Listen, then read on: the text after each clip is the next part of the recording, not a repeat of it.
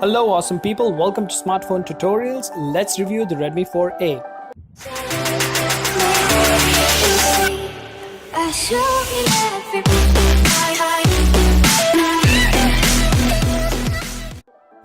Alright people, so there's a quick unboxing.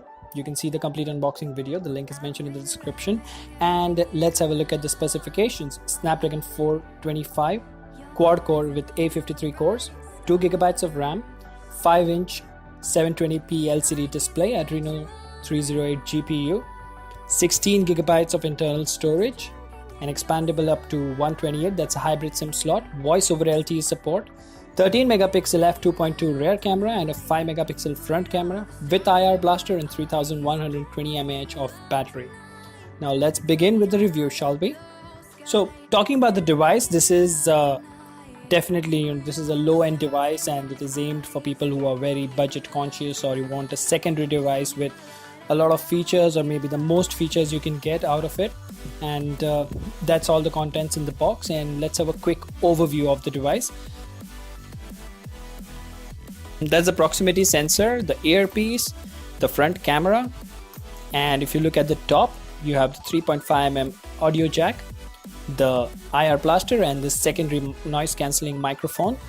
That's the SIM tray, which can accommodate 2 SIM cards or a micro SD and a SIM card, the charging port, a micro USB port, and the primary microphone.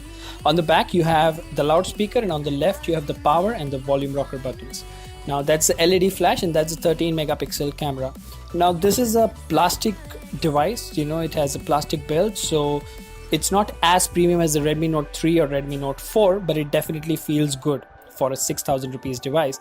And as you can see, that is the SIM tray. It's a hybrid one, so you can either accommodate 2 SIM cards, or you can have 1 micro SD card and 1 SIM card in there. Now let's power on the device, and as you might have guessed already, it's a Xiaomi device, so it is powered by MIUI 8. Now recently I've received the MIUI 8.2 update, but at the time of this video it was running MIUI 8.1. That's what it comes with out of the box. And the initial impressions are the display is pretty good, and for a 6,000 rupee device it's very smooth initially, and I've used it for say about 15 to 20 days. So there's not many issues that I had with this device considering the price range, and that's all the specifications and all the details of what the software version is and stuff like that.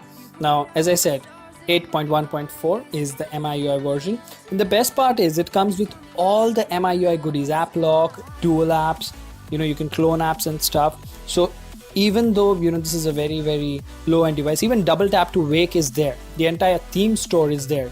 So normally for this particular price range, the hardware would make a lot of difference, but when it comes to MIUI, the software definitely adds the extra value. There you can see it has a built-in compass as well, and that works perfectly fine. You have FM radio built in. The camera quality is decent. It is not the best, obviously. What do you expect from a 6,000 rupee device? I've tried a few games on this particular phone. The phone does heat up a little bit, but not that much. The only downside is the soft keys or the capacitive keys are not backlit, but that's okay. This is a low-end device, so we cannot expect much from a low-end device. And there you can see the My Remote app is there. So the IR blaster for a 6,000 rupee device, again, it's a welcome addition, and a secondary microphone. So there are a lot of firsts which Xiaomi have included in this particular price segment. And let's have a quick look at the camera quality. We will do a detailed camera and gaming review later, but from the initial impressions, it looks beautiful for the amount that you're paying. It's a very capable device.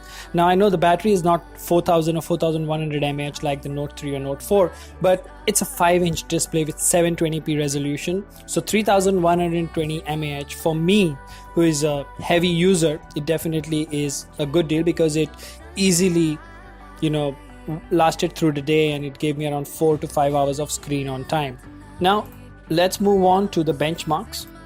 Alright, so let's have a look at Antutu first. So the score was 35,615, a decent score for a low-end device. I would not say it's one of the best scores, obviously. That's not something you would expect, right? So talking about GFX bench, as you can see, all the benchmark scores and results are mentioned on the screen for each and every test that was run. It was lagging and stuff, but then again, yes, it's a low-end device, so that is something that will happen. But nonetheless, the device heated up while running benchmarks. It didn't heat too much, like it was not uncomfortable to hold, but compared to a Redmi Note 4 or something like that, it was comparatively very hot. Now that's a multi-core 1637, Metal 1157, and browser 2435. Now that was well more for you. Let's talk about Geekbench now. So the score on Geekbench, as you can see, is 665 and 1693. Now, leaving the benchmarks apart, this is a very decent device. So if you like it, go ahead and buy it. If you like the video, like, share and subscribe. Stay tuned because we will be doing a gaming review as well as a camera review and comparison soon for this device. Thank you for watching Smart Mode Tutorials. Have a great day ahead.